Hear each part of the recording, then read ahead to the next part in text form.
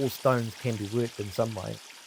You can take just a piece of gravel off the road if you want and carve something into it and make it something beautiful, you know.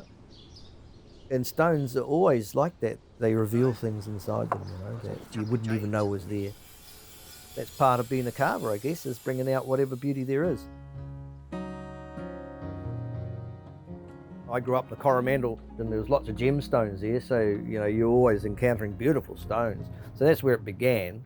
But it wasn't until I met Lisa that we hit the road. You know, we decided we didn't want a normal life as such, so we gave up our jobs and hit the road in a house truck. Our house truck was called Earthwood.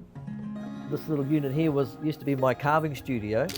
We were 15 years on the road, but the first 3 years of that was basically learning how to disconnect yourself, you know, from the other life. You were coming out of this whole concept of having a job and earning a wage to waking up each day and having nothing in front of you but the things you had to do was normal.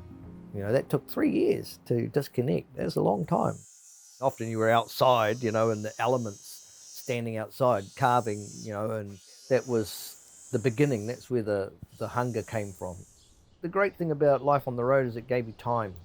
You don't clock in and clock out. You're not part of a factory. You can just take a piece and create. That will form the basis of your work. If your work is driven by producing a number of these pieces in a particular amount of time, it's going to say commercial. I love working by hand because you get different movements when you're shaping. You know, your hand is moving in a way that a machine will never do. You know, you'll see in most modern carvings, you'll never see round edge like this. There's actually movement in there and there's light refraction, and it's very difficult to get a machine in there to do that. My old mentor on the coast, the very first thing he said to me was that when you carve jade, when you carve Pounamu, it's not just an art form, it's also a cultural thing. In the old stories, the South Island was turned to stone. It was the gods. The gods were in their canoe, their waka, if you like, and they were paddling down into the southern realms carrying Hini Pounamu, the goddess of jade. They were carrying her to a place of safekeeping.